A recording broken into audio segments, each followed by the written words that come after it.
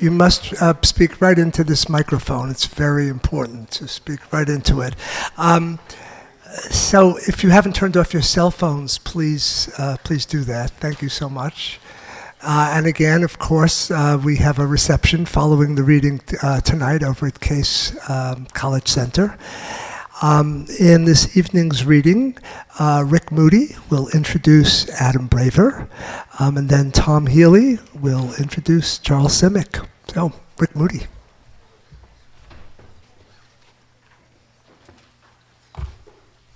I guess I can't steal the water because you get to use the water. Well, big shoes to fill tonight.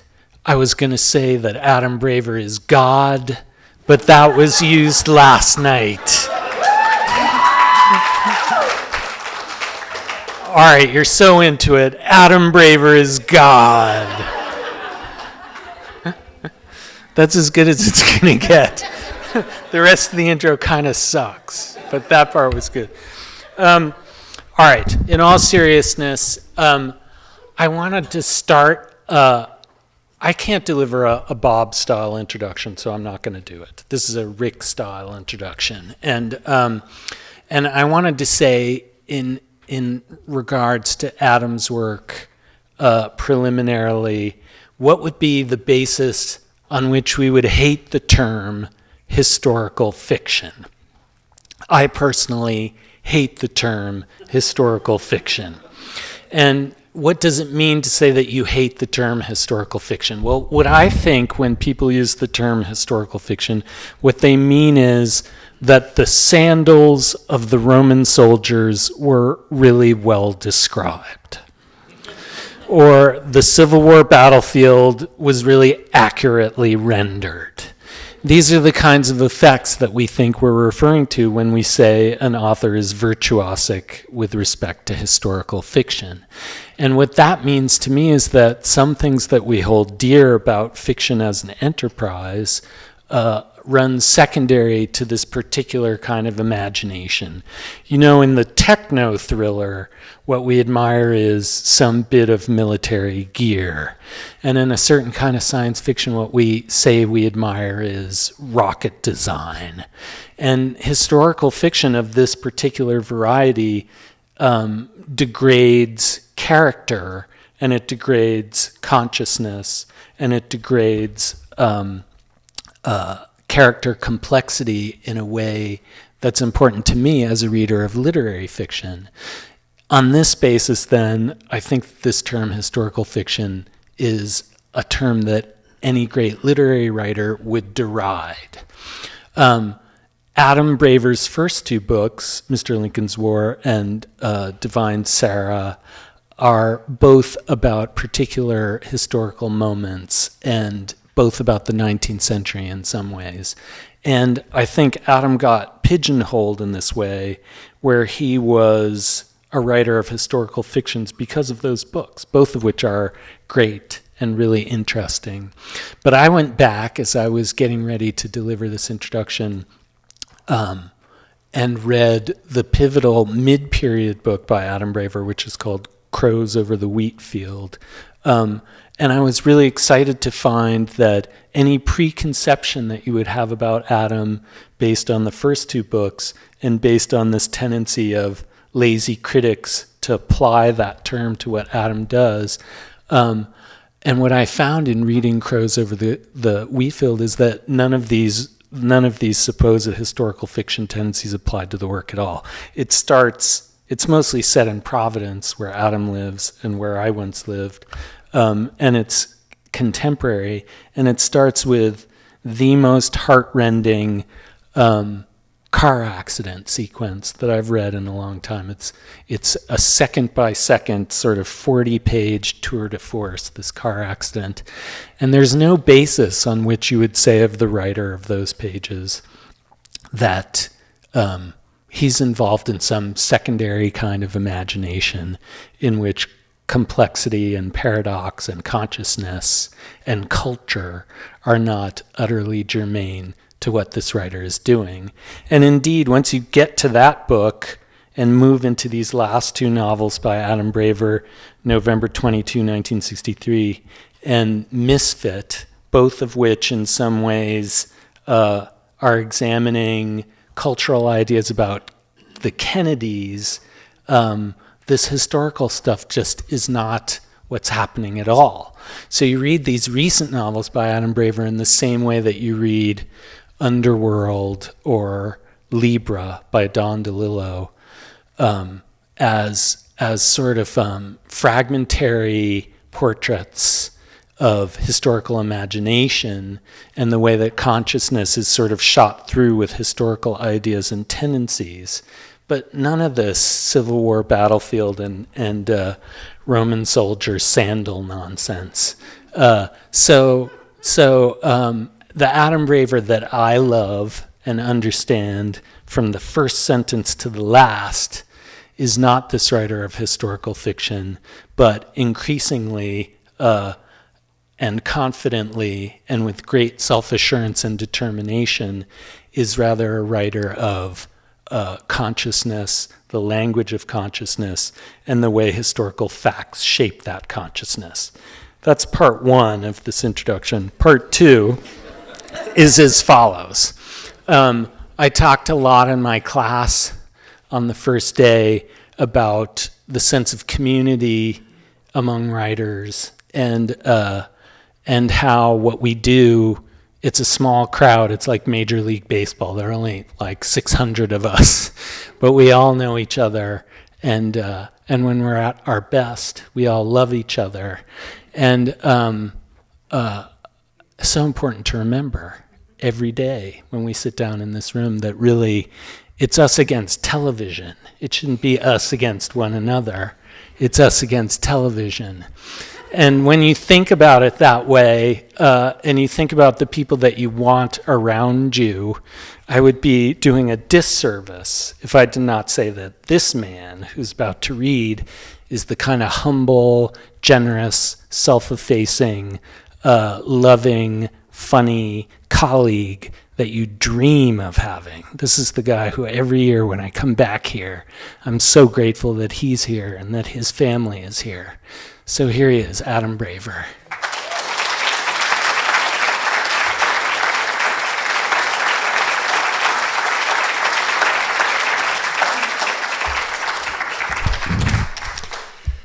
Thank you, Rick. It's sort of feel like taking a private moment right now to myself. I'm going to read some new work tonight in the spirit of the Institute, and also certainly in the spirit of sitting in rooms with the workshops and having people present new work sort of bravely as well, and being willing to get feedback on it. Of course, you're not presenting it to everybody in one spot here, but and it's called Sandal Nonsense.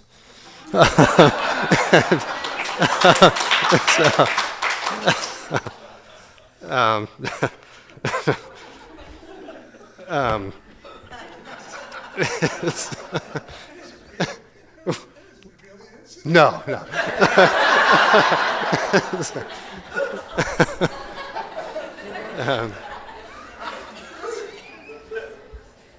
But it is a section from some work I've been, allegedly a novel I've been working on.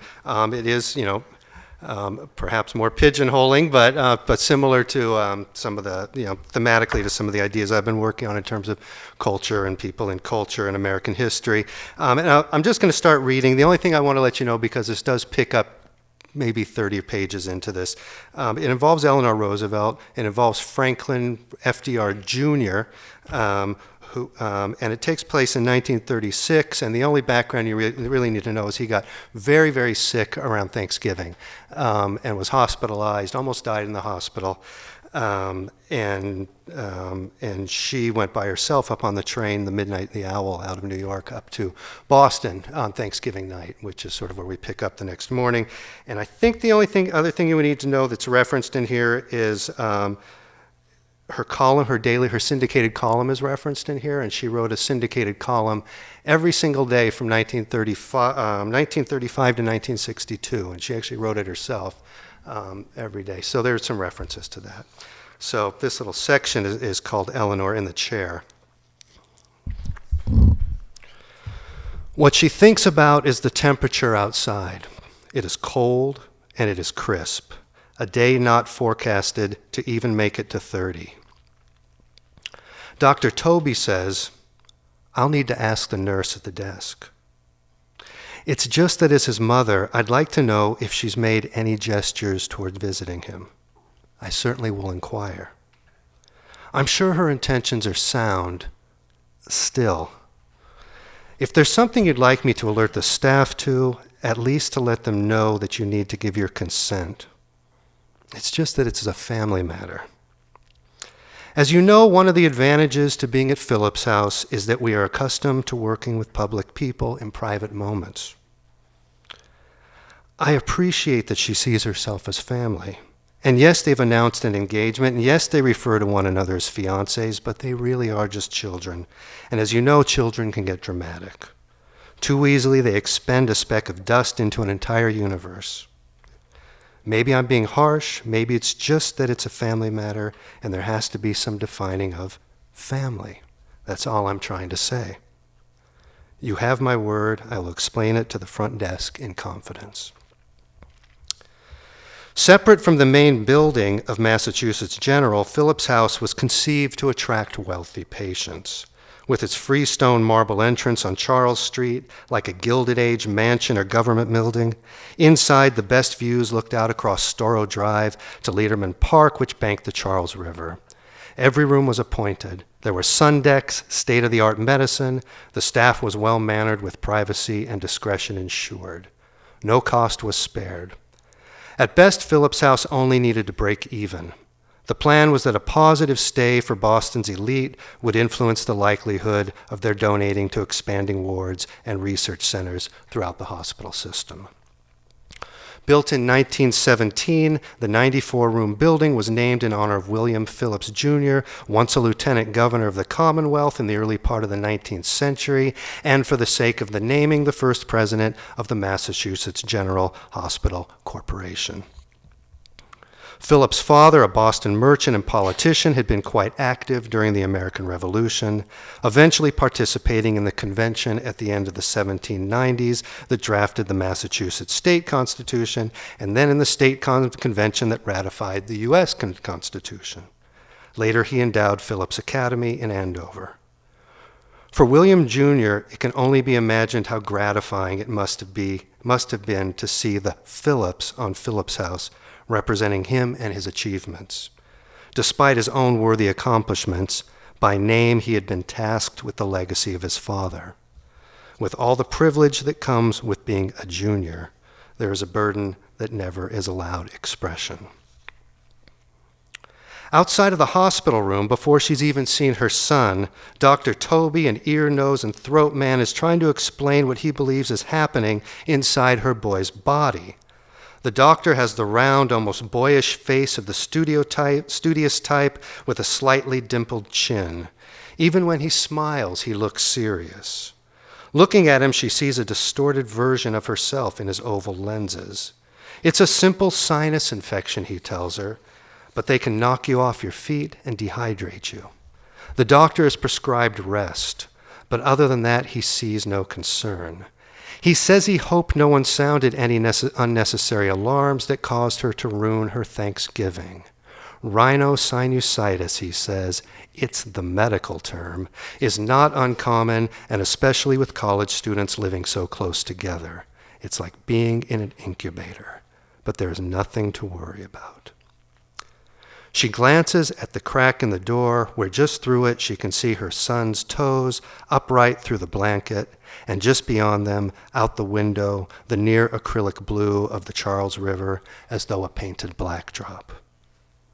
Dr. Toby asks if she has any questions. I'm sorry, she says. I am sorry. But did you tell me she won't be able to come in? At least not without my permission. Not more than a week ago, on November 21st, the temperature in Boston had reached the 60s, taking a rather sudden uptick from a steady run of sub-40s. That Saturday was unseasonably warm, a day that everyone took notice of, trying to stave off the oncoming winter. It gave people a sense of strength, an unexpected shot of optimism. But as always the case with the weather in New England, it makes little sense to subscribe to the aphorism to expect the unexpected. As anticipated, it fell back the next day to 39, dropping a little more each day with little confidence that it would find any more warmth. You're welcome to go into his room. Eleanor nods, looking up at the nurse. In a tan and chrome cantilever chair pulled out for her to wait outside the room, she sits with her back straight, both feet on the floor. Her half-written column rests on her lap. I didn't want to wake him, she explains. The doctor emphasized rest. I don't think you'll disturb him. The nurse peers through the partially open door. He is sound asleep. I think I'll wait. Well, if you do decide, I'm sure he'll be happy to see you when he awakens. I'm just outside the door, of course. By the way, did the doctor speak with you? I'm not sure I understand. About visitors, about confirming them with me. Yes, Mrs. Roosevelt, yes. He did explain your wishes. To me, to the whole desk, in fact. We've made notes. Everybody knows, and it's on the notes. We've made notes. It's a family matter. I understand. It's been a lot with the campaign, the election, but I don't mean to. It's no trouble at all. I don't mean to put you in a spot. I'm sure he'll be glad to see you here when he awakes. Well, in the meanwhile, back to work. For me, that is. She nods down at her notebook. Please call if you need anything. Just to remember about the visitors, no matter who they say they are. After the nurse leaves, Eleanor picks up her notebook, balancing the lower corner against her diaphragm. It cuts in slightly. She knows it will leave a temporary mark. Although she still needs to finish up today's column, she is making notes for the next couple of days' pieces. She hopes either to draft them tonight at the hotel or on her return to New York or Washington. Get a little bit ahead. She pictures her calendar. The Army-Navy game is coming up. She also has tickets to 2 plays. In Washington, The Wingless Victory, and in New York, 200 Were Chosen. Already she begins outlining those events, penciling in open and closed brackets between the logistics and details as a reminder to include her final observations after attending. After she finishes, she starts to rest the pen, but then draws it back up. She has one more predictive sentence for a future column. News from Franklin Jr. is good, so I rather hope I will not be wending my way back to Boston at once. They announced their engagement a week and a half earlier on Saturday, November 14th. It was reported that Franklin Jr. and Ethel DuPont actually had been together for 2.5 years, but despite that he'd escorted her publicly to various social functions and had been spotted at her family's residence, there was never confirmation. Her father, Eugene, repeatedly denied it. Just a week and a half ago, still before his father's election, Franklin Jr. himself had been confronted with the question as he and Miss DuPont deplaned at Newark Airport, telling reporters who asked about a rumored engagement, "Don't be silly." Yet on this Saturday evening, standing behind her parents at their home in Wilmington, Delaware, an estate named Owl's House, Ethel DuPont beams. Like Franklin Jr., she is 21, and like her fiancé, she comes with a pedigree. It was her great-great-great-grandfather, Pierre Samuel, who landed in Newport, Rhode Island, to escape the French Revolution, and whose son, her great-great-grandfather, established the powder mills along the Brandywine River, later to become E.I. DuPont and Company. Although it was during her well-attended debut in 1934 at Owl's Nest when she met Franklin, it is on this day when she really believes she is coming out. Her father looks proud as he lifts his glass for a toast. He, too, is a junior, his father having run the E.I. DuPont Company until the line jumped to the right when his cousins were picked to take over. But glancing at Franklin Jr., Eugene doesn't appear wowed, nor is he bothered that neither the president nor his wife is present for the announcement. He still carries with him the quote that the former ambassador to Germany made a few years ago in the New York Times when he referred to Eugene as, quote, one of the 64 men who rule the United States. And despite the fact that he despises the New Deal politics of the president, actively opposing it with major funding to the Liberty League, maybe he can't help but feel that by his daughter marrying into political royalty, he has moved up at least to the top 50, if not higher, maybe top 20. All the papers reported the couple would marry in June after the young Roosevelt graduated from Harvard, but that evening, while the champagne bubbles fizzled up the side of his glass, Eugene DuPont Jr.'s left hand was in his pant pocket, picking at loose pieces of lint and rolling them between his thumb and forefinger. He welcomed Franklin and his family to be part of his home at Owl's Nest. Ethel might have stepped forward and kissed him had she not noticed the hand in his pocket now was a fist, twisting and churning like a gear gone wild. In considering Owl's Nest, here is an interesting fact. If a sleeping owl is disturbed during the day, it will assume an erect posture, stretching tall and still with slit eyes, trying to blend into the tree in order to deceive predators. But there also is a so-called defensive posture, primarily seen in young fledglings. In that posture, from the nest, the owls fluff up their feathers to make themselves look twice their size. The truth is that she's afraid to go in. She doesn't know how she'll react, what she might betray. She's afraid she could let him down as a mother, not be caring enough or strong enough. Instead, it seems wiser to let him sleep and not force her way in. Things always work out best when they occur naturally.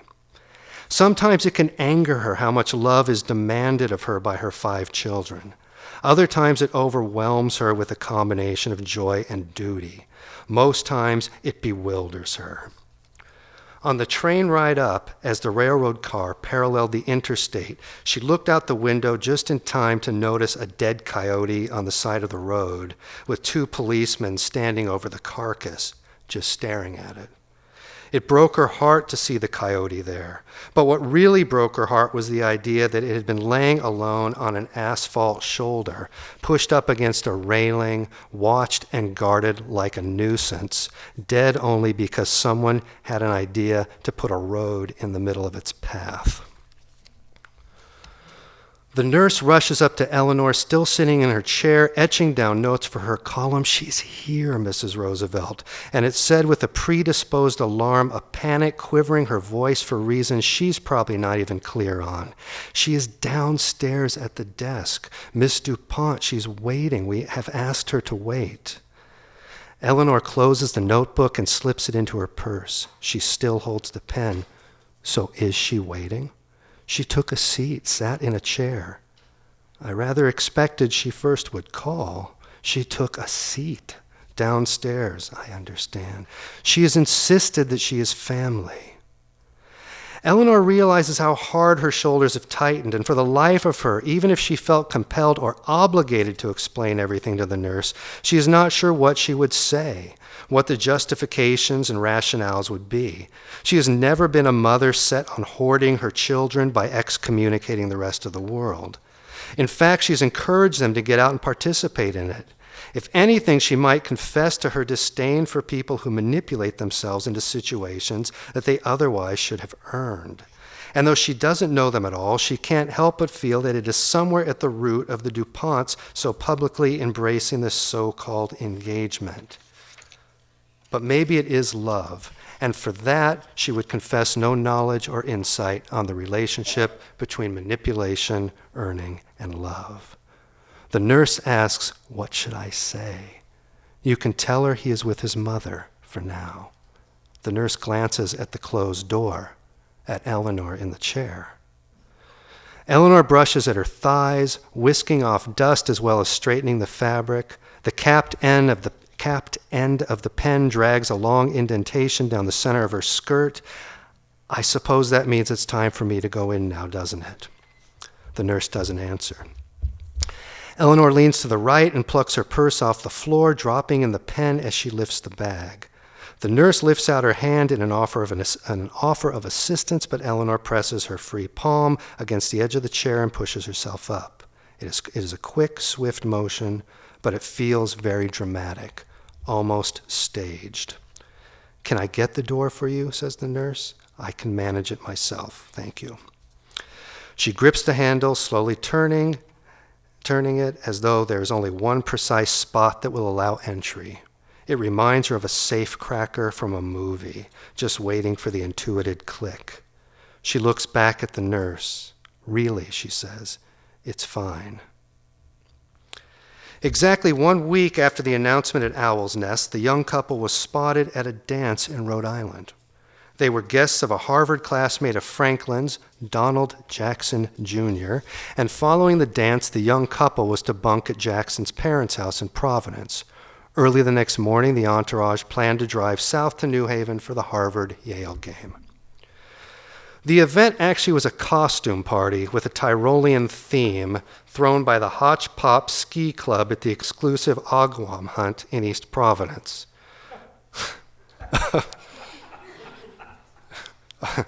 How could you not write it when you find this out, Over 300 people attended the party.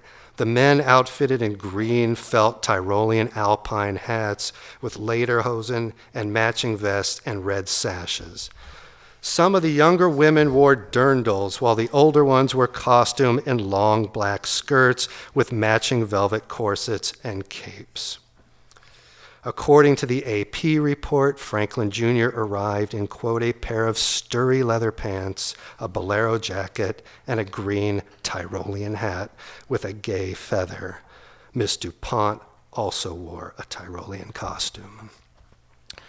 As the juniors and the daughters pranced around in their Austrian outfits, one wonders if the seniors gathered around the edges were speaking about the Summer Olympics held in Berlin just a few months earlier. When the band struck up German dance hall songs, did they talk about the Spanish Civil War and Franco's increasing support from Hitler and Germany, or Hitler marching his troops into the Rhineland, or the increasingly obvious pact between Germany, Italy, and Japan? Probably not. It is still an era of isolationism being preserved by the Neutrality Acts. Plus, it is all in good fun at the Agawam hunt in East Providence. An excuse to dance into the chilled night on the weekend before Thanksgiving, a Friday night, November 20, the day the party planners must have been disappointed about. They were 1 day off. The forecast showed it was going to be really cold that night, while the very next day, the temperature was predicted to spike into the 60s. In the hospital room, Eleanor stands up, pulls down on her skirt, and drags a chair closer to the bedside. Unlike the cantilever chair, this one is heavy and metal, unfinished, like the barrel of a gun. It makes a muffled squeal. She pulls it close, but not too close. Her son sleeps on his back, his arms flat at his sides below the blanket. On occasion, his mouth twitches, and there is a snort or burst through his nose, something to remind her of his sinus issues and why they're there in the first place. More than the other children, sometimes Franklin Jr. reminds her just a little too much of his father.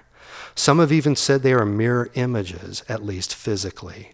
But as she's watched him grow, she's seen a boy who has become an impersonator of his father, partly in admiration and partly for attention. It's as though the boy is a willing mimic, skilled at adopting the mannerisms, yet still unsure of his own inside. And he's played the part well, and at times she had told him that it's not a matter of appearance, that it is what is at the core, and there is a certain discipline that it takes to build that center, but he never listens, and why should he? The world will respond to him the same either way. And maybe that's why this whole notion of Miss Ethel DuPont and her family grates at her. Eleanor had been worried that she was no better than her own mother-in-law, turning armored and controlling in all matters surrounding her son. But it's not the case. It's just the way it is just It is that just as the way illness sneakily can influence the workings of the body, so can the social worlds for her son. She wants him to be himself, not be so malleable as to bend and shape into a character that he thinks is the best way to be accepted. He doesn't know, he can't know yet at his age, that as quickly as he is being welcomed into this DuPont world, he will be discarded when he no longer suits them. You never really become a member of the club, just the hired entertainment. And she supposes she should give Miss DuPont the benefit of the doubt. This blonde debutante of a beauty may only be a bait for her own family. But on some level, it doesn't matter. What matters is that until her son understands the nature of being discriminate, he will forever set himself up for heartbreak and hurt.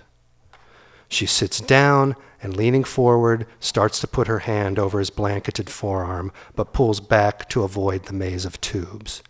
She glances up at the clock, wondering how long she can run it out until Miss DuPont either gives up on the day or marches straight past the desk and into the room. Out the window, the ripples on the Charles are crisp and distinct, the edges defined in a way that comes only with a clear, cold day. Her shoulders shiver, still holding the memory of the chill from outside Philip's house. It was warm the day after the Tyrolean dance party in Rhode Island. That was the aberration in this story. The temperature rose easily by 20 degrees on that Saturday, a week ago, one in which Franklin Jr. spent all of it outdoors at the Yale Bowl. She reminds herself to ask Dr. Toby if that shift could have brought on this rhinosinusitis, if the sudden change in pressure can bring someone down so easily. In her column for November 28th, finished that night in a room at the Statler Hotel in Back Bay, less than a mile and a half from where her son convalesces, she'll say that he looked good, that they talked, carried on with stories as he tried to get his strength back. She will write, "He started me off telling him stories about the various members of the family whom he is too young to know anything about. After a while, he remarked, 'I think families are the most interesting things in the world.'"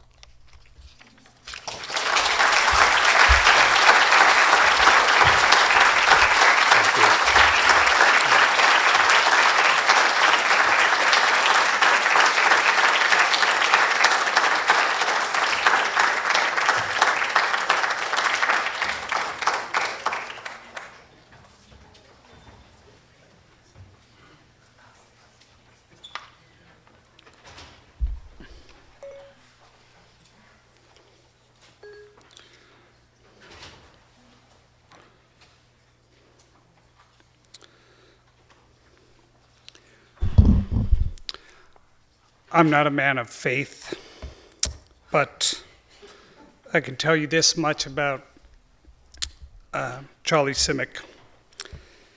He is a wanted man. I chased Charlie around the globe this year. I saw his mug on a wall in Krakow in June, on a poster for a Simic festival. People talked about him in the beautiful city of Vilnius, Lithuania, where poets seem to live everywhere, even in the trees. I met a poet who lived in a tree.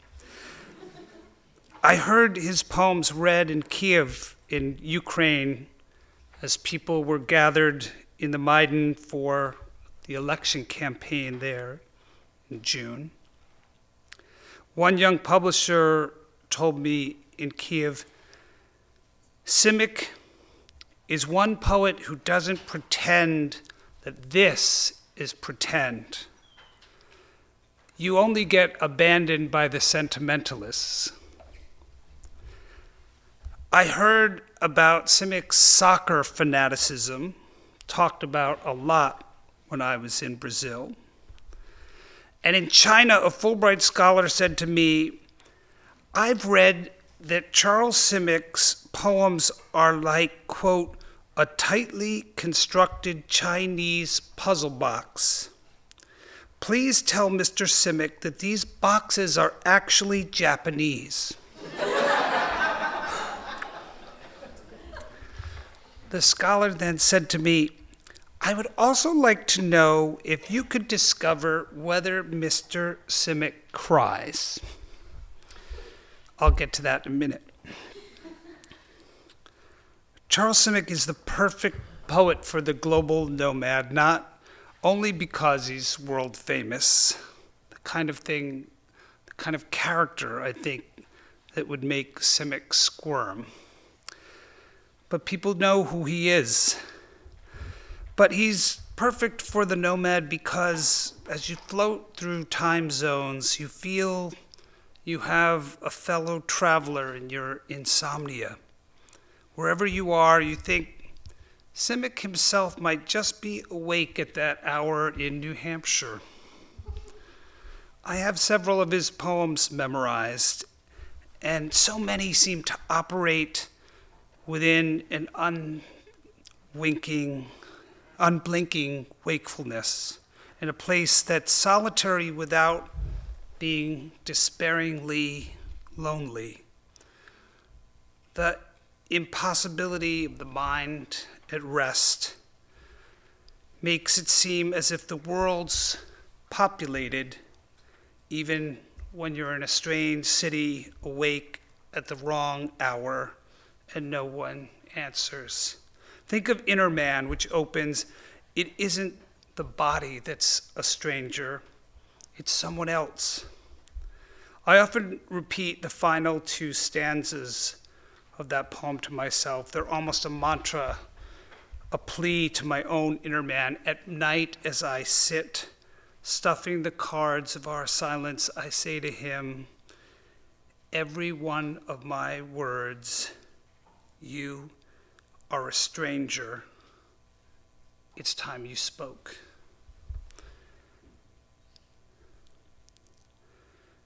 Trains are a good place to revise things. I was on the train up the Hudson today, and I was sitting next to a mom and her two kids.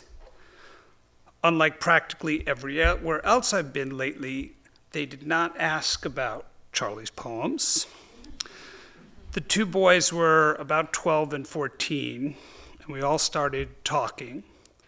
Since Sing Sing was nearby, prison came up, the bad guys. My sister is a cop in LA, so I could tell some stories. Kids always love the going to morgue stories. The completely fried body of the man who was salvaging copper and tried to steal a live wire. That goes over well. The old woman who had been struck in the back of the head by her nephew with a cleaver. But it's funny how quickly gruesome gets old even when it's a bluster. So the joke telling starts. One of the boys said his father tells a joke about Sing Sing. He looked at his mother and then he started to whisper. A guy gets up, tells his cellmate, well, I won't be in here long. The other guy says, but you were sentenced for 6 years. I know, but my wife will break me out. She never lets me finish a sentence before. The mom heard and reached over and said, okay, that's it. I thought you were a poet. Why don't you teach them a poem? So Charlie, it was your turn. In fact, I thought it was exactly the right moment for the supreme moment. As an ant is powerless against a raised boot and only has an instant to have a bright idea or two, the black boot so polished he can see himself reflected in it, distorted, perhaps made larger into a huge mountain ant, shaking his arms and legs threateningly. The boot may be hesitating, demurring, having misgivings, gathered cobwebs, do, yes, and apparently no. So I read that and the kids didn't say anything for a second, and then one of the boys said, definitely not. And then the little brother jumped up and stomped one of his electric blue Vider high tops in the center aisle and shouted, "Flatline," as he stamped on the ant, imaginary, and I thought, okay, I'll take that as high praise for Charles Simic. And unfortunately, a pretty good reading of the poem and a pretty good reading of what happens to the rights of the individual in the face of authority, something about which we have no more eloquent, clear-thinking, unsentimental, a truth teller than Charles Simic. The mom looked up to me and said, what about Sondheim? Sunder in the park, singing, skip the bugs and death, people getting electrocuted. I mean, look outside, see how beautiful. It's called a river, summer. But I knew she was getting herself into trouble because right on cue, son number one said, "Yeah, Mom, polluted river, a prison, West Point, poison, death, war, fun, fun, fun." Just before she died, evidently, Simic's own mother asked him if he still wrote poetry. He had written that she was quite surprised, evidently, when he told her he still did. She sighed and shook her head. Maybe she wanted him to lie. But this is the same mother who, Charlie writes in one of his memoirs, took him to Figaro when he was 4, where they watched the Countess's scarf catch on fire, and Figaro, totally unfazed, throws the burning scarf on the stage floor, stomps the flames out, and smoke in perfect rhythm with his singing, as if nothing happened. How could such a man ever stop being a poet? It's funny because there are plenty of poets for whom this idea of being old would never be a question, the beard, the bard. But Simic does stir some mistrust. People still ask him, he says, as if it's unseemly that he should have grown out of it by now, as if he writes, "I were dating a high school girl at my age and going with her roller skating that night." I love that image, Charles Simic, pervy poet. Maybe it's the look of being an engineer or the local pharmacist or maybe the formidable chess player that makes people nervous, but I wondered roller skating. I remember when I first read that, it seemed off for someone who always seems to get the words right, even the weird ones. Charlie dating himself. I mean, he's allowed. I certainly didn't know what the kids on Amtrak did in high school, but I decided to look it up and I Googled roller skating in New Hampshire, and I stand corrected. There are dozens of rinks where people roller skate, not rollerblade, in New Hampshire. And in fact, Charlie, this post from a comment board written by old school skatehead says, "Drove to Skateland on Faith, went for adult night, and it was totally worth it. No kids, music was great, people were super friendly. None of my relatives. Back soon as I can, you should too." The reason I would agree that you should too is that Simic made an unusually grand claim when he was poet laureate. It's the nature of the role, I think. Washington can do that kind of thing to you. But he said, "A good poem restores our sight and our hearing." And if reading and writing poems means we can see better where we're going and that we can hear the music, well, why not go roller skating? The plain truth Charlie has written elsewhere, and I'd say a Simic poem is almost always plain truth with wonders in it, like Marion Moore's imaginary gardens with real toads in them. The plain truth, he said, is that we're going to die. Here I am, a teeny speck surrounded by boundless space and time, arguing with the whole of creation, shaking my fists, sputtering, growing even eloquent at times, and then poof, I'm gone. swept off once and for all, and I think that is very, very funny. Ha ha, listen to him, as my mother-in-law might put it. Particularly funny on roller skates. But all the more so if death is as pathetic as it is that in one poem of Charlie's not even has a newspaper to cover his head, not even a dime to call the one pining away, undressing slowly, sleepily, and stretched naked on death's side of the bed. This is why I told the Chinese scholar that I don't think you find tears in Simic's poems. You find humor, wry, complicated, absurd. You find laughter with a cough and staccato and measured, it's true. You find smiles or maybe smirks. You find satisfaction in opening those Japanese boxes. You find deep engagement with intelligence brought to bear on the exactitude of craft and the love of language. And you find the truth told, sometimes with such necessary intensity and clarity it can seem ruthless among the vague and weaker stuff in much contemporary poetry. Millions were dead. Everyone was innocent. I stayed in my room. The president spoke of war as of a magic love potion. As we got off the train in Albany, I told one last joke to the family. So this man goes to visit a friend at a mental hospital, and as he happens to see the director, he's making small talk. So he asks, how do they actually decide how to admit somebody? Well, the director says, we fill up a bathtub and offer a patient a teaspoon, a teacup, and a bucket, and ask him to empty the tub. Oh, I get it, the guy says. A normal person would use the bucket, because it would take so long with the spoon or the teacup, and that would be kind of weird. No, the director said, a normal person would just lift the drain. Would you like a bed near the window?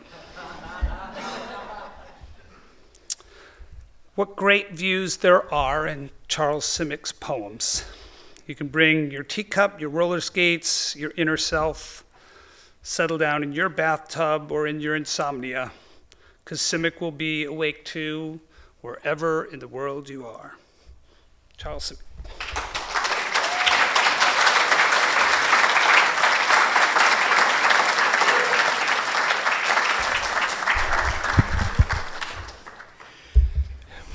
Thank you very much.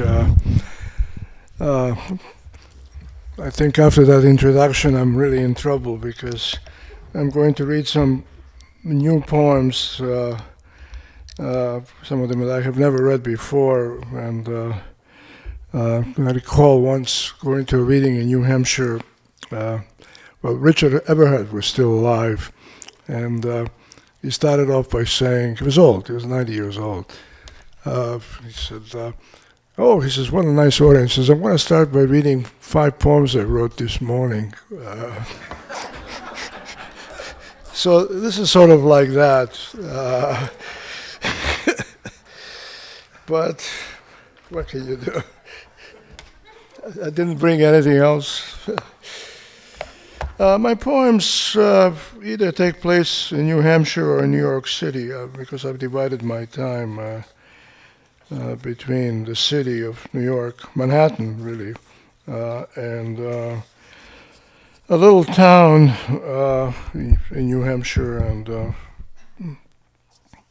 in addition to that little village, really, a couple of other towns in New Hampshire. So I'll go back and forth between these two places. This is called Breeder of Black Cats. It's one of those poems where the title leads into the poem. Breeder of black cats, carrying a fresh litter of them in pockets of his overcoat as he meanders down the street, letting a kitten loose here and there to run free as a warning to me and to everyone else in sight, while donning his dark glasses, hoping not to be recognized, entering a flower shop to buy flowers for 1 or 2 upcoming funerals.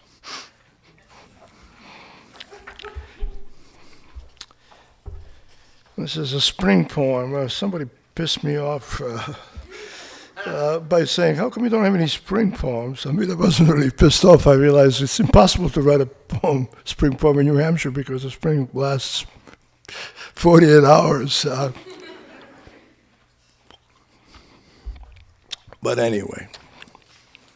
Oh, spring, that's the title. Oh, spring. If I were to face a firing squad on a day like this, I'd wear one of your roadside flowers behind my ear, lift my chin high like a pastry cook standing next to a prize-winning wedding cake, smile like a hairdresser giving Cameron Diaz a shampoo. Lovely day, you pass through town like a Mardi Gras parade with ladies wearing colorful plumage on their heads, riding on your floats. Leaving the moon in the sky to be our night watchman and check with its lantern on every last patch of snow that may be hiding in the woods. Yeah, images over here. This is called, totally different. I mean, this is called Late Night Inquiry. Have you introduced yourself to yourself the way a visitor at your door would? Have you found a seat in your room for every one of your wayward selves to withdraw into their own thoughts or stare into space as if it were a mirror? Do you have a match you can light to make their shadow sleep on the wall, or float dreamlike on the ceiling, the way leaves do on summer afternoons, before they take their bow and the curtain drops as the match burns down in your hand?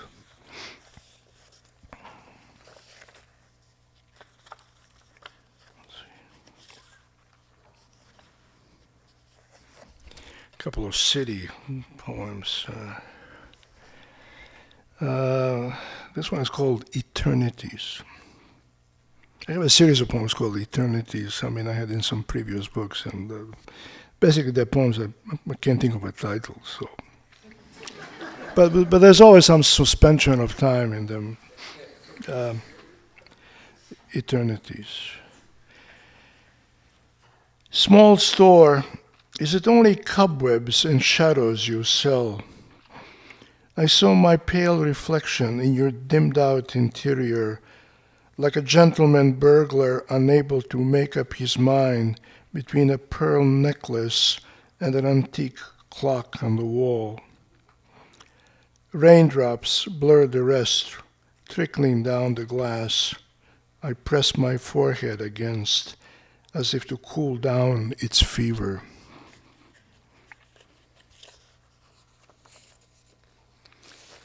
Called The Escapee. The name of a girl I once loved flew off the tip of my tongue in the street today, like a pet fly kept in a matchbox by a madman, gone, making my mouth fall open and stay open so everyone walking past could see.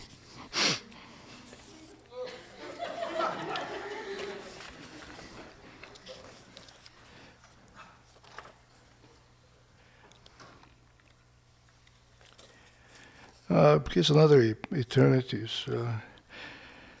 A child lifted in his mother's arms to see a parade, and that old man throwing breadcrumbs to the pigeons crowding around him in the park. Could they be the very same person? The blind woman who knows the answer recalls seeing a ship as big as a city block, all lit up in the night, sail past their kitchen window on its way to the dark and stormy Atlantic.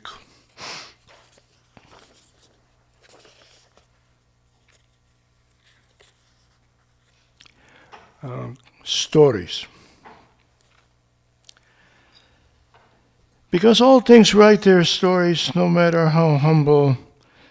The world is a great big book open to a different page depending on the hour of the day, where you may read, if you so desire, the story of a ray of sunlight in the silence of the afternoon, how it found a long-lost button under some chair in the corner, a teeny black one that belonged on the back of her black dress she once asked you to button, but you kept kissing her neck and groped for her breasts.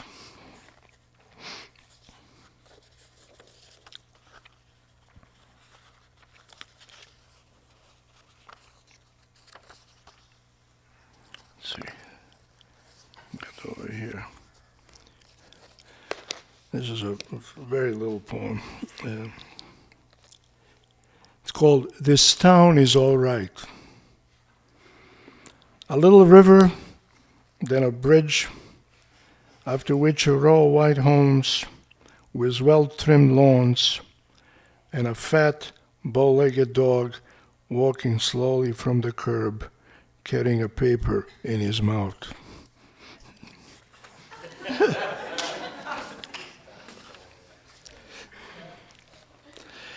Three cows. This must be the cows who pray to be born again and graze side by side on this pretty meadow. And did so all summer long, lifting their heads only to look with their sad eyes at a poor devil like you who has stopped by their fence, wearied by some thought or other, and has now roused himself, discovering he has company.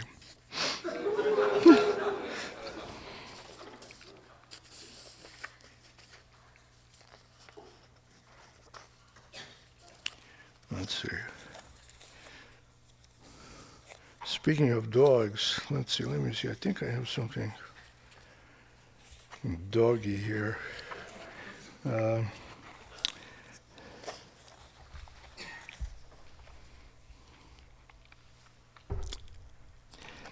Russ and I were talking about dogs. He has a lot of dogs in his new book of stories. And people always ask me, how come you have so many dogs in your poems? Because I know a lot of dogs. I've known a lot of dogs in my life. Anyway, this is a New York City poem called "Astray." One day, chasing my tail here and there, I stopped to catch my breath on some corner in New York.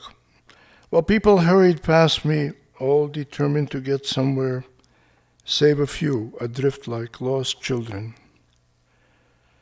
Whatever became of my youth, I wanted to stop a stranger and ask. He went into hiding, said an old woman who had read my mind. Swimming with sharks, a drunk shouted, fixing me with one bloody eye. It was summer, and then, as quietly as a bird lands, the sidewalks were dusted with snow, and I was shivering without a coat. I had hopes we'd meet again, I told myself, have a drink and recall the nights when we used to paint this town red. I thought you'd be in a straitjacket by now, you'd say to me, making funny faces at doctors and nurses. Instead, here you are, full of fleas, dodging cars and buses to follow a pair of good-looking legs home.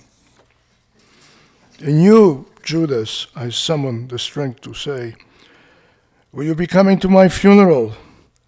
But he was gone already. He gotten late in the day, very late. And since there was nothing that could be done about it, I thought I'd better toddle along myself.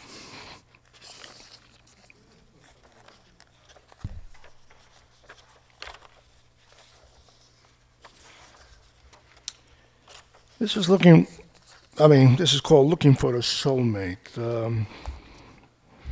a New York City poem. On beautiful evenings in New York City, walking around, even in the nicest neighborhoods, you see rats. You'll see rats. They like to come out and when the weather is balmy. And once in Tompkins Square Park, I saw about a dozen of them playing on the lawn. So anyway, rats are the subject here, or a particular rat. It's called Looking for a Soulmate. Recovering puff pastry and almond cookie addict, formerly associated with a French bakery in Soho and one or two choice sewers in the neighborhood, where he learned a few deep things about life.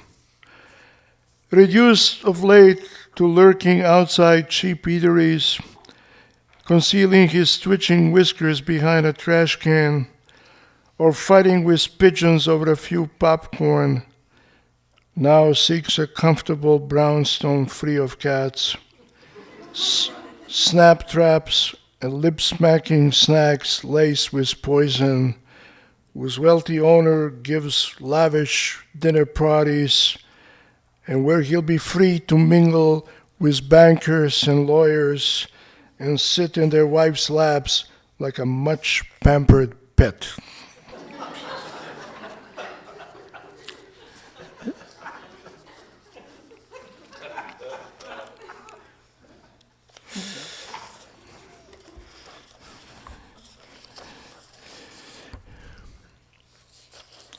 Let's see.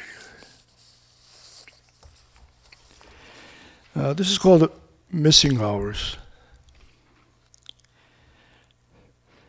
Even time took a rest on such summer afternoons, sunning itself on the lawn, like an unknown woman lying half naked, wearing dark glasses long into the evening, which never seemed to come. Only a shadow snuck a peek now and then from a church or a tree and drew back in misery.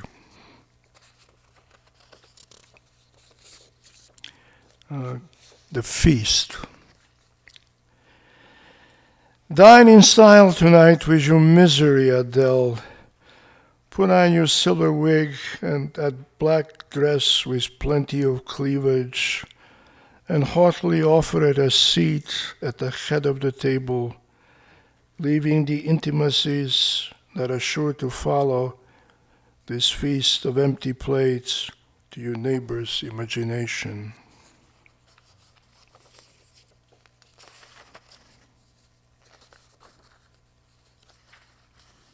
Yeah, let's see.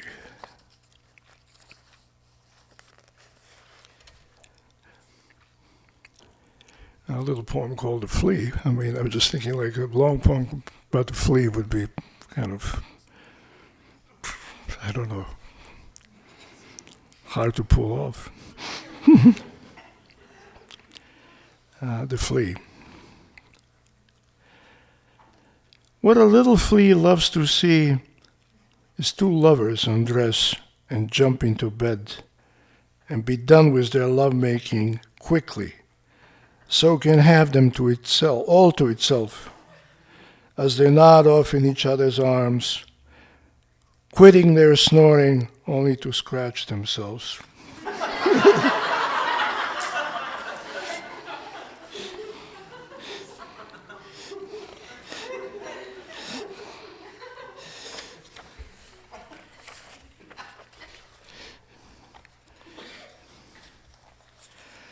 A poem called The Medium. This round table belonged to a woman who used to summon ghostly visitors and transmit their cryptic messages to her guests, holding hands in a circle, their faces dimly lit by a candle, hoping to see their loved one appear, or at least hear the familiar voice, greet him once again, divulge a secret from beyond the grave, make someone in the room cover their ears, another one break into sobs. While beyond the thick drawn curtains, the snowflakes are starting to fall in this cold, dark, and silent night, each one determined to bury something, no matter how small, no matter how big.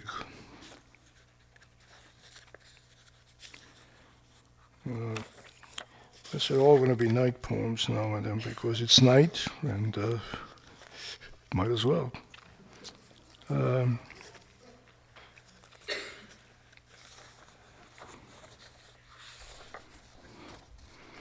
called Dark Night. Because life eternal is boring, angels play pinochle in heaven, devils play poker in hell. You can hear the cards smack the table in the dead of the night. God playing a game of solitaire, Satan playing one as well, except he cusses and cheats.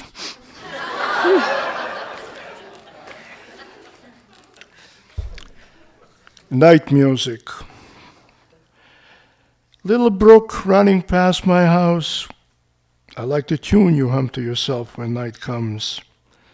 And only the two of us are awake. You keep me company so I don't fear the darkness round my bed and the thoughts in my head flying crookedly like bats between the old church and the graveyard. And since it's summer, a poem called Some Late Summer Evening.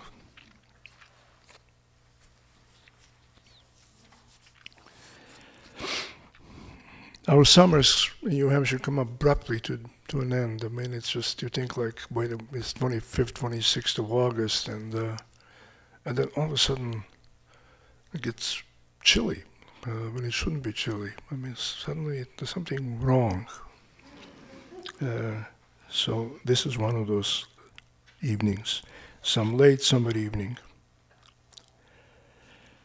When the wind off the lake stirs the trees' memories, and their dark leaves swell against the fading daylight with an outpouring of tenderness. Or could it be anguish, making us all fall silent around the picnic table, unsure now whether to linger over our drinks or head home? Thank you.